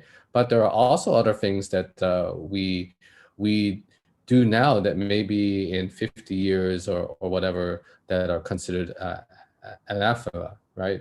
Cannot be thought of as a good idea. Like, for example, we still have people who eat meat, right? Maybe in the future, people will really look down on people who ate meat and will think of that as a capital punishment. Why not? I mean, they're sentient beings in some ways too, right? So there is bias inherent in what we're doing now, and it's a norm that we are enforcing as a society, right? If you look at another society, like pretend China, or pretend that the US decides one day, you know, abortion is not right, or certain minorities are subhuman or whatever, then we can use the same type of technology as we are talking about today, you know, the mathematical principle of projecting into subspace to eliminate or try to get rid of that, right? So it's actually a tool that's a double-edged sword. You can debias in the sense that we have a norm that we think is correct, but you know, another society that has a different norm can use it to do exactly the opposite, right? Say we want white supremacy, you know, all other sub-races are inhuman, right? That's very much a mathematical property that you could do, no problem, right? So how could we think about this larger meta issue and try to think about what to do there, okay? So I'll open up to the floor. We have a couple minutes before 3 o'clock. I know it's a lot to think about, but I'm going back to the first question I asked all of you, okay, that are in this study group or reading group is, what are the right questions to ask, okay? And where do you think this research in this last topic is going to go in a couple years' time, okay? Because regardless of what your field of study is, especially if you're a PhD student in another group, you know, a vision group or an AI group or a planning group, etc., okay? Or maybe even databases or network security, you know, you have to worry about doing this type of strategic projection, okay? What is going to happen in your field? Where does all the signs point to, okay? And how do you leapfrog that? Okay, because when you look at the related work or future work, those things are already being done right now. Okay, because those works that you read are published. Okay, so what you want to do is think 1 or 2 steps ahead of that. Like if I had all those things done, okay, that they said were going to happen in the related work or future work, what would that enable me to do? Okay, and if those other works were completed, what would that enable me to do, right? So that you carry this all the way until you have a more strategic view of the field, okay? So I'm going to open it up to the floor. So Ta has the unmuted mic, so maybe you can start first. Yeah, so I want to comment on what you just said with regards to your question. And I think, so right now, after finding the norm that we believe in, it is in a way simpler to address it, right? So for example, if the problem we are trying to solve is gender bias, then we go ahead and we just debias those specific words. But I feel like from what you've just suggested, such as the meat sample, finding the norms automatically from the data we have should be much more fundamental problem in the upcoming years. Yeah, that was my comment. More important, yes. Can we have other opinions from the rest of you who are hard at work thinking about this brainstorming? I have some other opinion, but these are like only my personal insights. It may not be correct. So when we talk about bias, I really like the example that Prof been given about the red banana. I think it's very often about frequency. So imagine like how many times like you have seen red bananas, and that's also the reason why that sometimes men are classified as programmers, because they are a smaller frequency of the female programmers. And so I think human are sensitive to frequencies, but machines are even more sensitive to frequencies given the statistics. So it matters a lot what kind of the categories that we want the machine to classify. And bias is very much about how much people feel offended, and it's about a feeling. Certain bias are considered as all right because people do not feel offended. Let's say you say some women are daughters, probably they will not feel offended. But if you say women are homemakers, then maybe it's hurting some people's feeling. And this kind of emotional sentiments are something specific to human, but currently I don't think the machine can really identify this kind of sentiment. They don't know what kind of sentence representation would make people feel offended. So I think this is a possible direction that to work on. So to train the machine to allow them to understand what kind of sentence representations or what kind of expressions are offending to a certain group, or to train them to understand some kind of human sentiments. I'm not sure if it's theoretically possible, but I think that's a way to tackle bias on the direction of human emotions. But of course, on the other side, some people they may feel very scared if let's say the machine can really read or understands human sentiments. It's bringing this model to another level. Rajan, you have the floor. Yeah, in terms of, yeah, sometimes it's not really like the portion of, for example, the reason why I mentioned driver is because we have this impression that more accidents like the ratio for female driver to incur accidents is higher, but it's actually not true. It's because every time there is a female driver accident, there will specifically say female driver. But if it's also you don't notice that this impression didn't get amplified. I mean, the male driver also has car accident. This kind of impression won't be inside your mind. So, but every time you see female driver, you will remember that yeah, there is a car accident caused by a female driver. So I think this is certainly kind of biased, and if we use this kind of data set to train the machine is going to so you will forget about the driver because it's kind of neutral. But for the female driver part, it's kind of amplifying this kind of bias, and then the model we have will have more tendency to say like female driver having more likely to cause a car accident. Yeah. Those are good points, right? By the fact that we need to call attention to a minority class, we are inadvertently associating a higher frequency of that to whatever positive or negative event that we're describing. Okay, other points?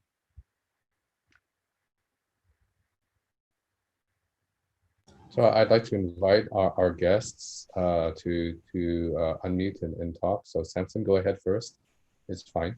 I think the point about having machines understand when someone is offended is quite difficult because even humans struggle with that, right? Like sometimes people don't really like the people who say use racist language or use sexist language.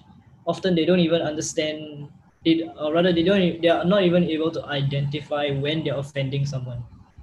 So yeah, so I don't know if you watch the Good Place, there is this character that does this very blatantly. Yeah, I think we see a lot of cases, or there have been reports where people who are discriminated against are feeling that way, like death by a thousand cuts. Like everything they do has this tinge on it, and sometimes they're not aware of it just because it's always there, you know. So if you read any of the biographies about Black women in America, for example, you will see that tendency. And it's here in Singapore too. Don't think that we are in a society where there's no racism, especially Indian colleagues and Eurasian colleagues. They are discriminated against. It's just that I think a lot of us here are in the majority class, right, where you're a Chinese, ethnically Chinese person. And so, you know, you're sort of like whites in America in a certain sense that you feel like you're part of the homogeneous group. So it's actually really hard to identify with someone who's been racially discriminated or sexually discriminated against, because you're just not in that class. You don't have that experience. So going forward, I think, when we try to engineer real systems, we really don't have a choice. Neural networks and deep learning have brought about really great accuracy, but now the door is open, say, okay, we can actually use this stuff, right? So now it's out there. You have to do the other step, right? Because ultimately, when this stuff gets used and it doesn't perform very well, who's to blame? Okay. The machine learning engineer in the company that implemented your algorithm says, I'm just following your recipe, right?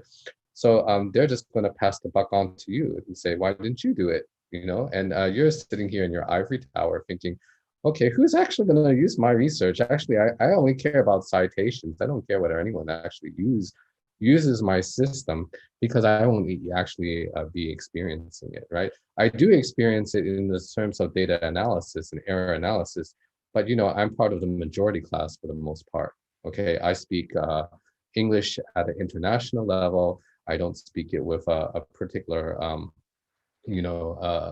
dialectal difference, especially when I'm writing my research reports. Can you imagine writing your ACL paper in Singlish? Can, right? Yeah, so that wouldn't probably fly very well. Okay, so yeah, we can perform our magical code switching ability to speak and write in international English, but not everyone has that ability. I mean, you can look at your own households, right? There are probably people in your households that can't do that. So those are important problems, not only for NLP. Okay, so if you're in a vision group or you're in a planning group, anywhere where there's data that comes from the real world, you have this really big obligation, okay? And you may be thinking, there's no way I can deal with it, okay? The first step is to be aware of it, right? And then to seek out, to fill your knowledge gap, right? Because we can all do better at being more aware of the data that we collect, the data that we operate on, okay? Any other final comments before we finish today's presentation? I think also in HCI, there is this very common practice of doing user studies and that kind of stuff. So it's like an established practice because they're dealing with human-computer interfaces, right? So you need the human part of it. So they actually go out and evaluate it with humans in the way it was, or rather in the way they envision it being used. So I think that's something that we can learn from. So, and also, I guess it's a symptom of the fast research paradigm because it's easy to just run your models many times on data that's already there, but it's time consuming to like organize these studies and like go out and interact with the people and get them, like train them to use your system and get feedback. So, and I guess that's a reason why like all the other social sciences take so long to publish, because they have to organize all these studies, whereas for us we just run our models, and as fast as the GPU can run it, then you have your paper, right? Those are really good points, Samson, right? That what we have now is a huge raft of data and a huge raft of computational resources. But humans are inherently slow, right? So we have to go much slower if we want to pay attention to the societal consequences. Yeah.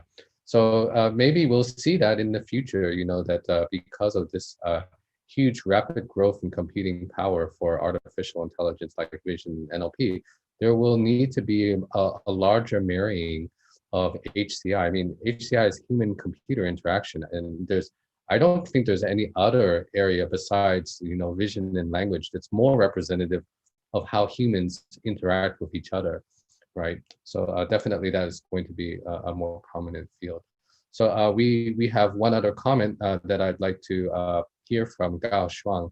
So would you do us a favor and narrate what you wrote?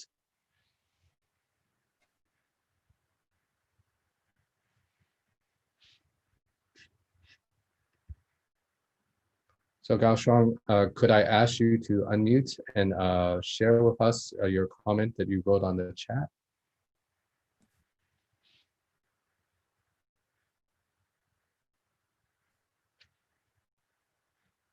Okay, I'll read her comment just because I'm not sure whether she can do it or not. So she wrote, I'm not sure whether it's a case of bias. There are some researchers using sentiment analysis of financial text to predict asset price, right? And it's promising in industry. I found sometimes in the same sentence, changing the name of an entity, a company's name, can make some difference in the predicted label. So for example, if the company is called Success, or a company always appears with good news, then can have a more positive sentiment, right? So she writes this because she's not able to speak right now, and that's perfectly fine. So I want you guys to reflect on that. You can also flip this on the other side and think, okay, I could actually make this an adversarial problem. You know, I can engineer as a marketer, you know, to try to optimize a particular named entity, a particular a news article or something like that, to spin it, right? Just like the political commentators do, right? So I use GPT-3, I try out different words, and I want to send it to a sentiment analyzer and say, okay, oh, this one looks really good. It's always very positive. It's definitely going to pass through Twitter's hate filters or whatever. Okay, and then I'm using this as an adversarial case to influence people's behavior. Maybe I can just comment one thing in here. So actually the sentiments of samples are not always parallel with the norms, like the biases that they bring up, because I recently heard that people in US basically are, I mean some people, not all, are offended when they're told that they speak English well because they are foreigners, and it is kind of discriminatory to say that, and it basically specifies that they are foreigners. So when you think about it, the sentence itself is just wholly positive because it just in a way tells that you're doing something well, but some people are offended with it, and so it's quite dynamic, the norms are. So that's, I think, why where the challenge comes from, to find these norms automatically. Yeah, that's a great point. You know, that there are sentential meanings that are not congruent with the contextual meaning that a speaker might infer, you know, so there's pragmatics involved in that as well. Great point. Okay, so I think at this point, since it's 3:15, I'm going to have to end the session. So I will see you all for steps on next week. So let me just quickly remind you what's going on there. So if you go back to the worksheet, which starts off on this worksheet for our reading group, now we're all finished with all 12 weeks. There's another scheduled worksheet that shows the step schedule. So I'll be making myself available from 3 to 4, 5 to 6, and 7 to 8, but not in between, okay? Those timings, I would try to at least attend some of, all, if I can make it, all of the different slots, okay? So I need you to go to this worksheet and indicate when you are available, okay? I will then fill in this column, column C, to let you know when I hope to be able to come. I'll try to serialize all of the presentations that we have, okay? So if you don't fill this in, this will be a little bit problematic, then I'll have to check with you whether you are actually giving your project or not. So again, we hope that you have been honest and working towards your projects, especially our external guests. You know, we allow people to register for this reading group anywhere around the world, but we would like you to participate. Okay, so it does mean that you have to give a project, even though if it's not completely completed, that's all right, as long as you can exhibit your work in the showcase. Okay, so please do that by no later than this weekend, so we can finalize what we are going to do for column C. Okay, with that, we've come to the end of our NLP reading group for this semester. Usually we have a social where we actually convene in a cafe or a restaurant to eat. Unfortunately, we have to wait until social distancing measures are not so strict, but you can stay tuned on the Slack channel for information about the social when things relax a little bit. Okay, so thanks to you all for participating in the reading group, and you can stay in touch with us on the Slack channel or on various Facebook groups. We will be advertising the again, conversational systems and recommender systems reading group that will start in January soon for the next batch of students. Okay, thank you all very much, and have a great afternoon, and we'll see you next week at STEPS.